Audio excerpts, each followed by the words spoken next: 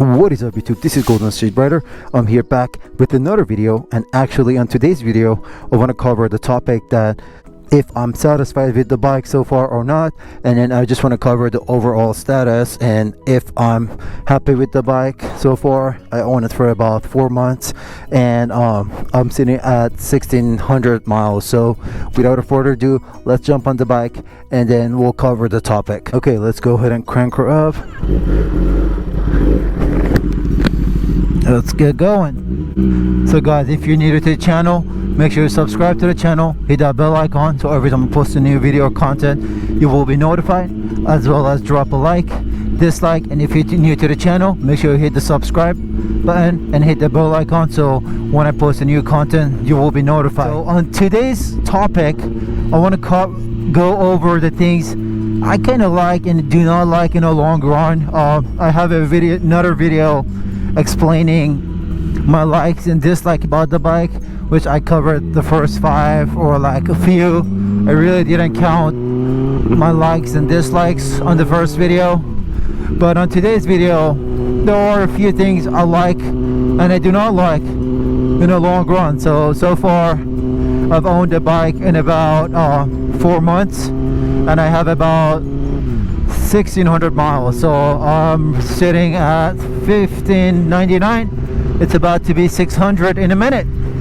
So far I'm happy with the bike. I had no mechanical failure at all, no mechanical issues or anything.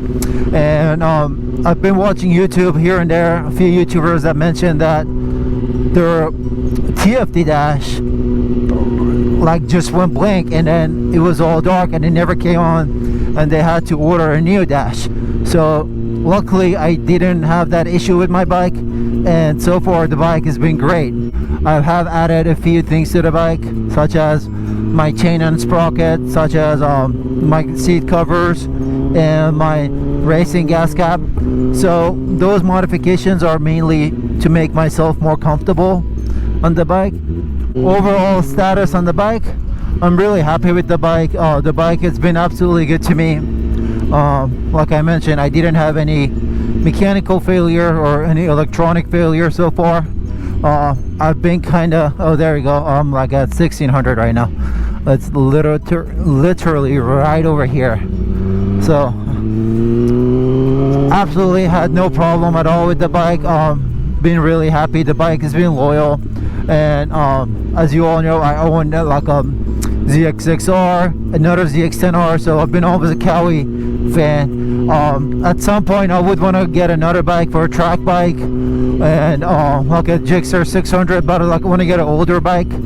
So instead of hitting a track with a leader bike, I would just basically go with a 600 or ZX-10R, so just in case I go down or anything, it's less cheaper or it's less expensive to fix the bike. So overall status on the new 22 ZX-10R, I am definitely happy with the bike for a lot of reasons.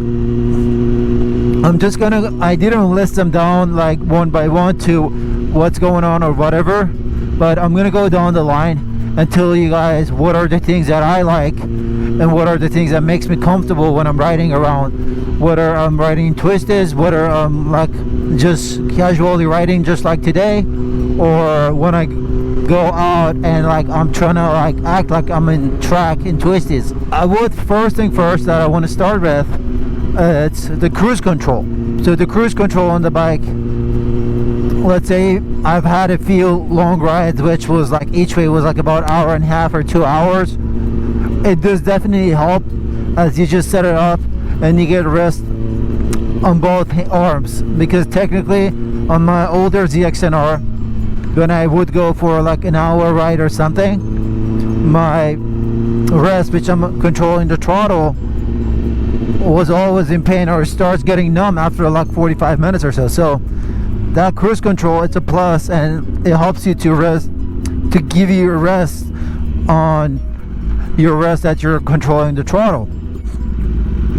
This bike compared to the older generation, so basically 2021 plus ZX-10Rs, so let's say 2021 and 2022, They have changed the geometry of the bike, a little bit of the chassis. The motor is technically remains the same as an older generation. Maybe like a little tiny major differences, nothing major, which will not make a difference for a rider like me or us who ride in the street, because we will never use the 100% potential of the bike. But that little change, because technically when I bought this, I still owned my older ZX-10R, so I was able to kind of like hop on both of them at the same time within like 1 hour. The handling on this one, it's way better than the older generation. And then we're talking about millimeters that they added to the bike, or they extended the swing arms, but that little bit does make a lot of difference, especially when you're taking the turns or slow turns, or even like when you swerve like that. It does make a lot of difference. So the bike has a little bit more downforce than the previous generation, which is like you're more like in a tucked position than the older generation. Like I say, if this is the old generation, now this is the one, so you have more like room to tuck in. It's a cool thing if you're racing or if you're on a track, but if you are want to do the long runs, that might give you a little back pain.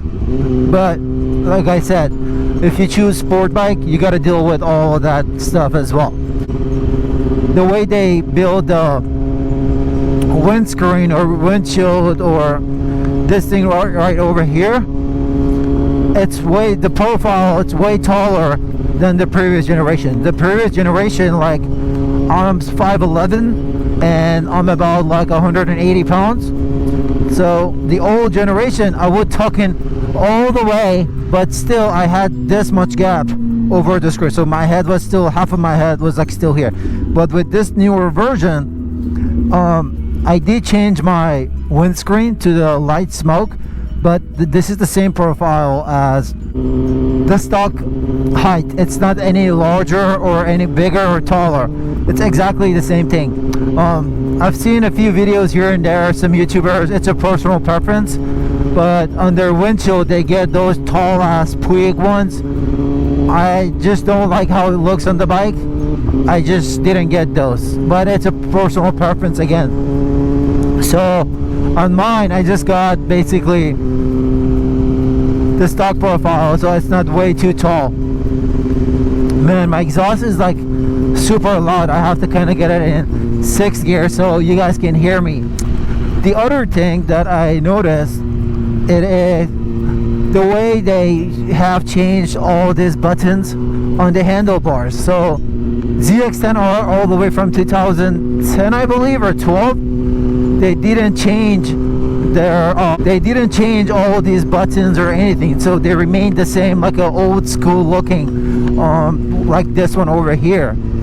And on this newer model, they were able to get them changed, which that doesn't really make any difference. Those are just gives a better look to the bike. The only downside to the TFT dash for the newer ZX-10R, I wish the TFT dash was a little bigger, you know? It's a little bit too small. I'm happy with how it looks, but I just wish the dash was a little bigger. One thing that newer ZX-10R didn't change was the mirrors. I wish they did change the mirrors. The mirrors basically from, again, 2000, like I would say the beginning 4th generation of the ZX-10R, they did not change the rear view mirrors, so they've been the same. Even on the new 22 ZX-10R, which is like this model, the latest, they kind of the same. I mean, they are identical. It's not like they're kind of the same. They look identical. They didn't really work hard to try to change that or anything. I guess on the newer model they're gonna work on that. Probably not, who knows. But this was one thing. Something else that they added to the bike was the hazard lights over here.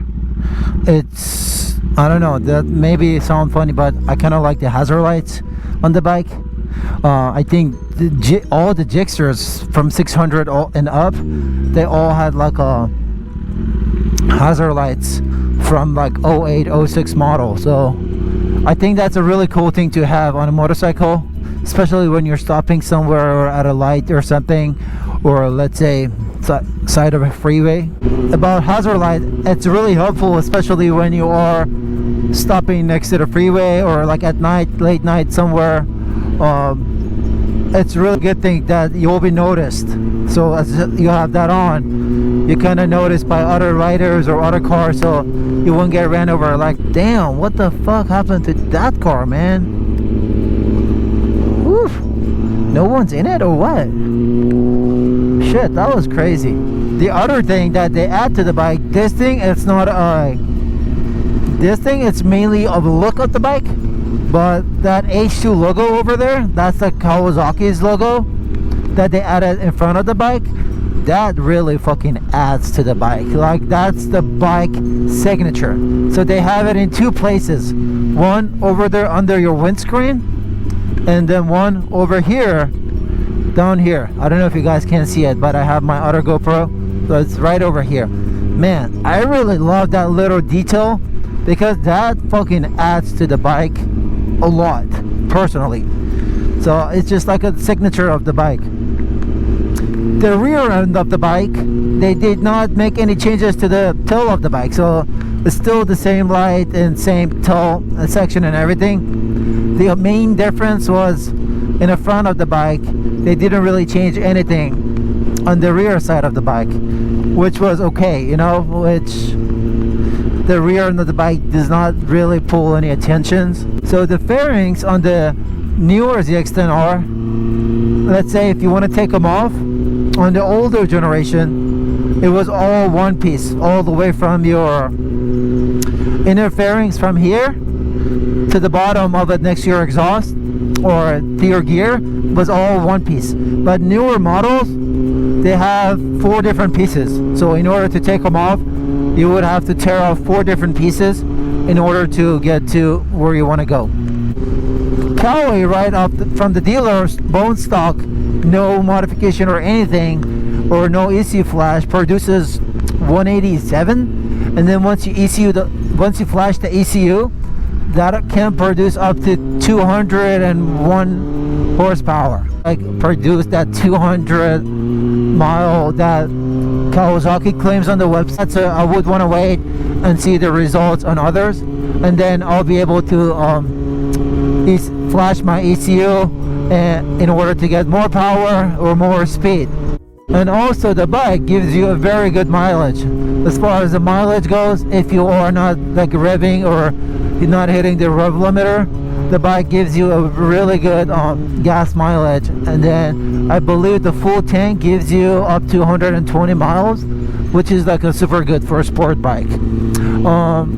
So yeah, these are the things I experienced in about 1600 and owning the bike for 4 months.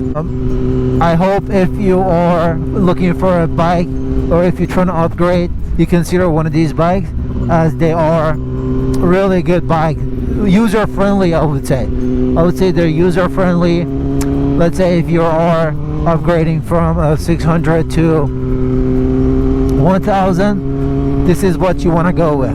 It really has all those electronics and modification and everything. And one other reason I mentioned that I'm happy with the bike, because the electronic on the bike, even my 2018 ZX-10R, the electronic was loaded on the bike, was a ton of electronic that prevents you from, I don't know, like a traction control or like wheel control and all of that. Those all things, I know some people don't believe in those kind of stuff, but I feel like having all those electronics and technology will help you down the road. So these are the things I like about the newer ZX-10Rs. Like, I did my research. For example, the Fireblade SP, the Honda, correct me if I'm wrong, I don't want to put out like a wrong information, but Fireblade SP comes with less technology than the newer ZX-10R, and the price is like way higher than the ZX-10R. So it's all, at the end of the day, it's all what you like, and it's a personal preference. And pretty much, guys, this is it. And overall status, I'm happy with the bike. I'm happy with my purchase. The bike has been loyal to me. I didn't have any issues, mechanical or electrical. So far everything has been perfect and worked out perfectly for me. And thank you for watching this video. Again, if you're new to the channel, make sure to subscribe to the channel, hit the bell icon so every time I post a new video you will be notified. Also, if you are a subscriber, make sure you hit the bell icon so when I post a new video you will be notified.